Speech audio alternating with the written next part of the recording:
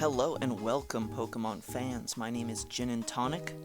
I'm going to be doing a video here where I take a more analytic approach to reviewing 3 separate replays using this team that I showcased in my very first battle. That battle not being all that interesting from a competitive standpoint. It was simply Charizard sweeping a Mono Ghost squad. These 3 replays are going to be a bit more competitive, so I'm going to be walking through my thought process while I was in those battles themselves, and then hopefully with that being able to test how this voice recording thing works when it comes to video making. So thank you very much for joining me, and I hope you enjoy. Alrighty, so before we get into the battles themselves, I do want to quickly go over the team that I am showcasing that was used in the very first video that I posted on this channel. And so this is a PU squad which stars this Belly Drum Charizard, and so this is a Charizard that you kind of basically want to keep around in your back pocket until you're ready to commit to going for the sweep. And so there's a lot of synergy that goes on here. The Belly Drum plus the Citrus Berry means that you really only sacrifice 25% of your health to get that maximized attack stat. We run 1 HP EV so that we get that even HP number so that that Citrus Berry activates even if we Belly Drum from full health. After you Belly Drum, you usually want to follow that up with a Scale Shot.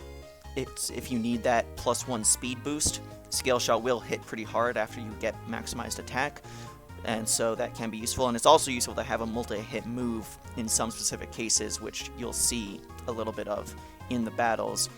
Namely for things that might be running Focus Sash to stop things like this from sweeping, or even Sturdy. And then our main powerful move is Acrobatics, which obviously is Stab, but then also gets the 2x boost to its power after you consume your Citrus Berry. And then lastly we have Earthquake for coverage on things like Aggron or Regirock, which otherwise would wall you if you were running like Fire Punch or something here. So, after that, we've got a Whimsicott, just because the Prankster Encore combo is so beneficial. It's a lifesaver because you can shut down not only enemy setup that happens, so you can stop Shell Smashes or Swords Dances, things like that, from being a problem, but you can also stop stall from being a problem since you can lock opposing stall mons into recover or protect, things like that. Then we also have Tailwind, just to give you that double speed on your side of the field. This doesn't come in handy in every battle, but every once in a while there are times where you need a slower Pokemon to have that bonus speed for you to have a chance, and so the Prankster Tailwind can be useful there. Then just Giga Drain and Moonblast to do a lot of damage with the modest Life Orb hits. Additionally, Giga Drain gives you some longevity since you'll get health back from those hits. Next we've got the Silvally Steel, which is here mostly as a support Pokemon. We have max HP and max speed, so that we can just go for defogs and parting shots quickly, and hopefully also be able to take hits with max HP. There is multi-attack here for the stab, for the powerful stab, and then Thunderbolt to hit water types, but really you're mostly going to be just parting shotting around. You can switch it in, take a hit, and then parting shot out, or switch it in, take a hit, and defog if you need to get rid of hazards. Next we've got an Assault Vest Druddigon. This thing is amazing. It's a powerhouse. You run Assault Vest so you can take special hits very nicely, and then Sheer Force boosts all 4 of the moves that you're going to be running. I don't have a Dragon type move on here because honestly you don't need it. You don't really benefit from having a Dragon move on here. Gunk Shot, Crunch, Fire Punch, and Rock Slide all get the Sheer Force power boost and give you fantastic coverage to hit most things. This is an excellent set. I love this set. It's unexpected. People usually expect you to be running like some sort of Glare, Stealth Rock, or Rocky Helmet set, something like that, and this will catch people off guard and do a lot of damage. Our one defensive Pokemon that we have on this team is an Aromatisse. It's running your standard Moonblast, Wish Protect, and Aromatherapy set, so it's just your Cleric. The reason we're running this is mostly just because you want Wish support to heal up your Druddigon and your Silvally, since they can't recover health on their own. They are meant to take a special hit or just anything in Silvally's case, and so you want to be able to provide a wish every once in a while to heal them back up if necessary. It can even be useful for Whimsicott, since Whimsicott also might sometimes be switching in to take hits. And then lastly, we have the Choice Scarf Hitmonlee, which is actually my favorite way to run Hitmonlee, because you're not using the expected, any of the expected unburdened sets. You're running a Choice Scarf Reckless set, since Reckless High Jump Kick is extremely powerful and can do a lot of damage to basically anything in the tier as long as it's not a ghost type. And so you've got that, and then you've got knockoff for those ghost types, as well as Earthquake and Poison Jab for coverage. Poison Jab because fairy types will often like to switch into this, and so if you predict right, you can get a lot of damage off there with the Poison Jab. That's the team, and now we will get into the actual battles. So here is our first battle, and now, the very first thing that I notice when I'm facing this opponent is that you can describe his team as being entirely too dependent on setup. We've got a Shell Smash Caracosta and a Shell Smash Turtonator, and then a Toxicroak, which could either be a Swords Dance setup or Nasty Plot setup. Both of those work very well for Toxicroak. And then also an Ice Cube, which we know only has one set, which is the Belly Drum.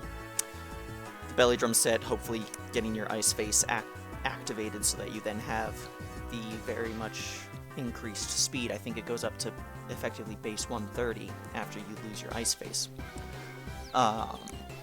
So I know right off the start that Whimsicott is going to be very valuable here, because I need to be able to encore things into those setup moves that they're going to be going for. However, there's also only one lead my opponent has, which is this Druddigon.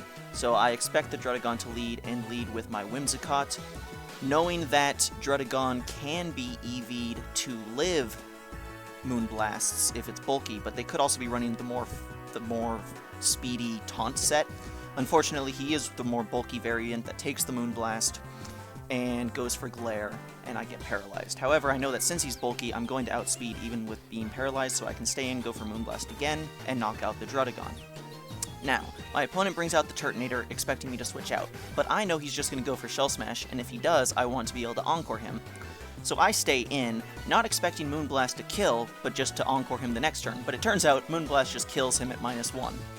So that was great. Next he goes out to Toxicroak. Obviously he has to go for a poison move here, so I'm going to switch into my Steel type to just take the Gunk Shot. I learned that he's physical, which is good knowledge. Now I'm just going to Parting Shot out, expecting a fighting move. So I go out to my Charizard to take that, since at -1 it's not going to do anything, and it does not.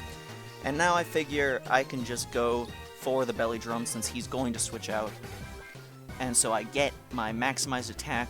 I'm very lucky in that he goes out to Zarina, basically sacking it to me, so I can just acrobatics and knock it out there. Now my opponent is going to bring out the Ice Cube, and this is where having a multi-hit move is very useful, because I go for Scale Shot, which the first one breaks the Ice Face, and then the next are going to do damage. Unfortunately, I only get 3 hits, so the Ice Cube survives and gets its speed boost, and it also has a Slack Berry. Unfortunately for him, he Belly Drums, and since I had the Scale Shot, that doesn't work. But I do want to save my Charizard, so I decided to switch out to my Steel type. The opponent does have Reversal, but without the attack boost, that's not going to kill, and I'm able to finish it off with a multi-attack. Now, my opponent brings out the Caracosta next, and is obviously going to Shell Smash, which is very scary. I need to go straight into Whimsicott to encore him into that Shell Smash. So I just Parting Shot out, bring out the Whimsicott, there's the Shell Smash, and that's fine. I figured, I can just encore him, except I get paralyzed and he kills me with Stone Edge. So now I am in trouble, because this Caracosta is set up to sweep me.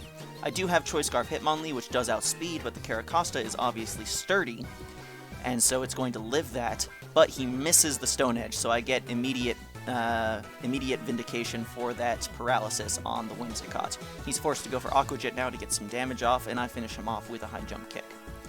His last Pokemon is Toxicroak. I figure High Jump Kick probably doesn't kill, so I want to just go for it in case that he goes for setup, but he does go for Sucker Punch and finishes me off.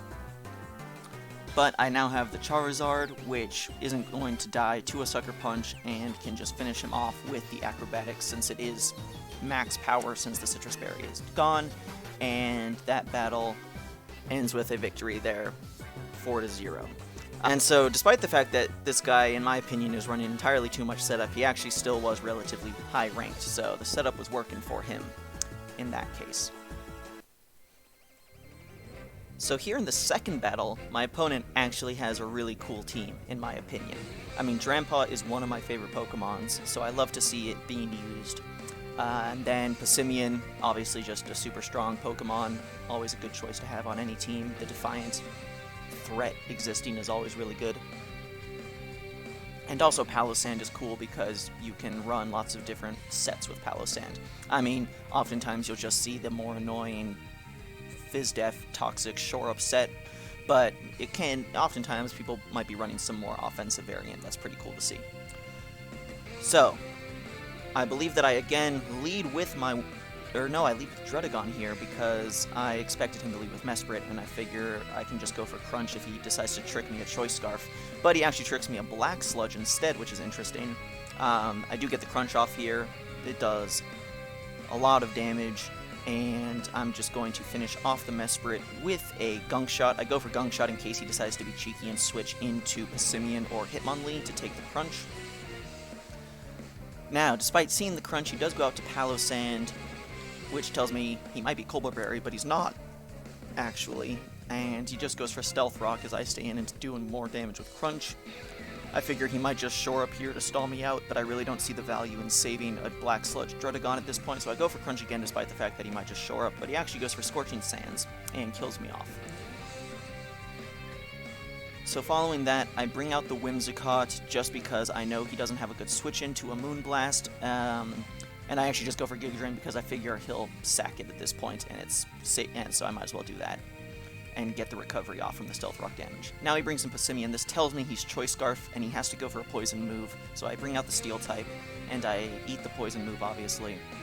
And I'm going to Defog here because I know he's locked into that Gunk Shot, so it's safe for me to Defog even though he is Defiant. He does switch into his Drampa. This lets me Parting Shot out because I am faster, and I bring out the Aromatisse to eat whatever special move it wants to go for. He goes for Flamethrower, I guess expecting me to stay in. Or maybe go out to Whimsicott. Now, nothing on his team really wants to switch into a Moonblast. Even Jolteon, it's not a 2-hit KO, but it does lower his special attacks, so that's good for me, and even if I didn't get that drop, I am specially defensive, so Jolteon can't do that much to me. Apparently, he's running Toxic, though, so, I mean, I guess I can see it. Jolteon doesn't have a lot of coverage in this gen, and Toxic can be good for the physical wall, or the special walls that switch into it. Now he makes an interesting play of switching into Passimian, and he takes a lot of damage from that Moonblast, but he gets the special attack drop, which gives him the Defiant boost, so I guess that worked out for him. I decide I don't need my Aromatisse, I'll just see what he locks himself into. Turns out he has Iron Head, which is interesting, running Gunk Shot and Iron Head, but I know that Hitmonlee is faster, and I can just go for Earthquake just to play it safe, because anything that switches in still take a decent chunk from Earthquake. Now he goes out to his own. I assume he's probably going to Fake Out, even though I really dislike that Fake Out set. I think it's a waste of your Hitmonlee. I think there are better Unburdened sets you can run. But he gets his Unburdened boost, which means that he can just close combat to finish off my Silvally Steel, which I went out to just to sack it. However, I know that my Charizard can take any hit. Luckily for me, he actually goes for Knockoff to get rid of my item, so Acrobatics is even stronger, although I think at -1 defense, I don't think Hitmonlee was taking that hit. Now he goes out to Passimian. He can just kill me off with a Gunk Shot, but I know that my Hitmonlee is faster, and I can right here just go for Earthquake to play it safe. Unfortunately, Drampa does take this Earthquake quite well, and so I'm going to be forced to switch out to my Whimsicott because I need to go for high jump kicks to finish off the battle. And so Whimsicott does die to a Flamethrower, and I am forced to rely on high jump kick not missing. Luckily for me, it's only a 90% chance, so you don't miss that much. So I hit the Drampa, knock it out, and I am faster than the Passimian because I am Choice Scarf myself, and that high jump kick is obviously going to knock it out. And so here we see something that happens a lot in these battles where my Hitmonlee is an end game win condition, since it does have the Choice Scarf high jump kick, which can just clean up at the end. So a lot of the times I'm focusing on trying to get rid of things that stop that sweep, such as the Palossand and the Mesprit. So the biggest misplays that my opponent made were kind of sacking those early to the Druddigon, and part of the reason I was happy to let my Druddigon go down early was just because I was getting that damage off with Crunch against both the Mesprit and the Palossand, meaning that with those weakened or gone in the Palossand's case, it was opening up the ability for my Hitmonlee to sweep at the end and kind of take control of the battle, since his other 4 Pokemon can't really eat high jump kicks. And so now we get into the third and final battle that I'm going to be reviewing. Now in this battle, I'm facing someone who at the time was rank 15 on the PU ladder. And it seems he managed to get to that rank using a very fat squad, consisting of an Alolan Exeggutor, a Jellicent, an Alcremie, a Guzzlord, and a Stunfisk. Charizard isn't as bulky, although it still has decent bulk, since you know, which you do kind of need in my case, since your Belly Drum set sometimes does have to take a hit. So overall, that's a fat squad. I was not looking forward to trying to break it, but, you know, I gave it a shot, and it turns out that it worked out pretty well for me. So I believe that my opponent does not lead with Stunfisk like I expected him to. He leads with Jellicent, so that's good for me. I expected him to lead with Stunfisk, and I thought Giga Drain would actually do more damage than it does. And so, unfortunately, I realized that I shouldn't actually stay in case he Toxics me or something like that, so I switched out to Dargon here. Luckily, he does go for Stealth Rock, and I figure he's got a fat squad, it's pretty slow. I'm just going to try and go for the early sweep. Even if I don't get the sweep off, hopefully I can do a lot of damage to his team. So luckily for me, he brings out Guzzlord, and I figure, okay, I can go for Scale Shot, it has a good chance of killing. He is seemingly physically defensive, so even 3 hits wouldn't have killed. I only get 2, but he goes for Toxic, so I get lucky there. Now, obviously, he's going to try and be cheeky and switch in his Fairy type. That was pretty obvious to me. I had no reason to go for Scale Shot again. I just went for Acrobatics, and yeah, he gets punished for making that switch. Now, I thought he would go out to Stunfisk here, but he actually goes out to Alolan Exeggutor, and part of me thought he might be baiting the Acrobatics so that he could switch into Stunfisk and just get Toxic Stall, but he's actually Endure. And so I almost went for Earthquake, but I decided to stay in and just go for Acrobatics instead. But it turns out he's Custap Berry, and so that's a cool tech, Endure Custap. I appreciate that. And it does shut down sweep threats like my Charizard. So now I figure, well, might as well get rid of the hazards at this point. Since I don't think this Exeggutor can hurt my Silvally Steel much, I go for Defog as he just endures, trying to get his Custap Berry Harvest. Luckily, he does not get that, and I just go for the multi-attack to try and finish him off as he switches out to Charizard.